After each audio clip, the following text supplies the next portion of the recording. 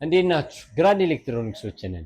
ብዙ ጊዜ ባለ ሁለት ተካፋቹን ፍሪጅ ለመግዛት ስናስብ እንደ ፍሪጁ ቅዝቃዜ ብርድ ብርድ የሚያሰኘን የዋጋው መቆለል ነው እና ደግሞ ዛሬ ከኋላዬ ሁለት 735 እና 777 ሊትር የሆኑ ሁለት በጣም አፎርዴብል የሆኑ ፍሪጆችን ይዤላችሁ የመጣሁት በጣም ለእናንተ አሪፍ በሚባል ዋጋ አቅርበንላችሁ ነው። እኛ እንደምታዩት እዚህ ጋር ፍሪጃችን 735 እና 777 ነው ብያችኋለሁ።